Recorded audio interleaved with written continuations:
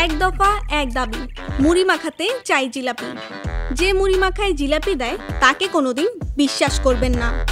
মুড়ি মাখায় জিলাপি নিয়ে এমন নানা মন্তব্য সামাজিক যোগাযোগ মাধ্যমে ইতিমধ্যে হয়তো আপনি দেখেছেন। ইফতারির মুড়ি মাখায় জিলাপির পক্ষে না বিপক্ষে এ নিয়ে চলছে নানা আলোচনার ঝড়। প্রতি বছর রমজান মাসে এই একটি বিতর্ক যেন অবধারিত। এমনকি ব্যক্তিগত স্ট্যাটাস থেকে এটি রূপ নিয়েছে জাতীয় ইভেন্টে। কেউ মুড়ি মাখায় জিলাপি প্রতিরোধ কর্মসূচি নামে, আবার এর বিপরীতে মুড়ি মাখায় জিলাপি চলছে চলবে নানা নামে কোন দলের পাল্লা ভারী বোঝাতে ফেসবুকে খোলেন ইভেন্ট। কিন্তু মুড়ি মাখায় জিলাপি এলো কিভাবে? বিশেষ করে কোন অঞ্চলের খাবার এটি? অনেকের কাছে জিলাপি ছাড়া ইফতার যেন জমেই না। এটা অনেকের কাছে আবেগের বিষয়, আবার অনেকের কাছে প্রিয় খাবার। ছোলা, মুড়ি, চপ, পেঁয়াজু, বেগুনি সহ নানা পদের সঙ্গে জিলাপি মিশিয়ে খাওয়াতেই তাদের আনন্দ।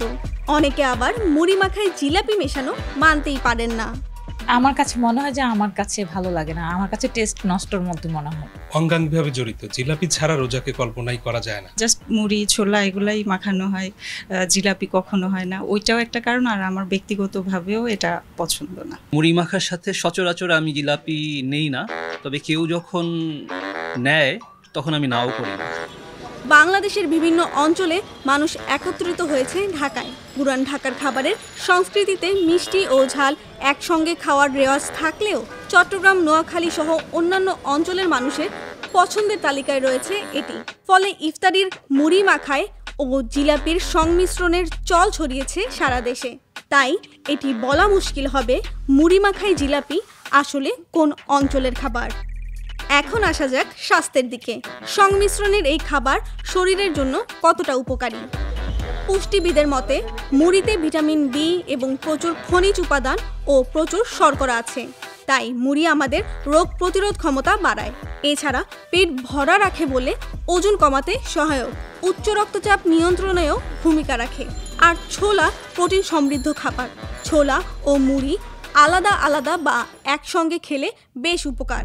কিন্তু ছোলা মুড়ির সঙ্গে জিলাপি ও বিভিন্ন রকমের তেলে ভাজা চপ মেশানো খুব একটা স্বাস্থ্যসম্মত নয়। জিলাপি মুড়ি মাখিয়ে খাবো। জিলাপিটা কিন্তু একটা মিষ্টি খাবার, অসুবিধা নাই। কিন্তু জিলাপি তৈরি করতে বর্তমানে যে জিলাপি আমরা পাই সেই তেলটা ট্রান্স ফ্যাটে পরিণত, ফলে এটা হার্ট হেলদি না। অর্থাৎ এটাই ট্রান্স ফ্যাটের থেকে রক্তের ভেতরে সব থেকে খারাপ যে চর্বিটা জমে সেটা এলডিএল, প্লাস হার্টের ঝুঁকিটা বাড়ে। এখন যদি কেউ মুড়ি প্লাস জিলাপি খায় তার এই সমস্যাটা দ্বিগুণ পরিমাণে বাড়বে।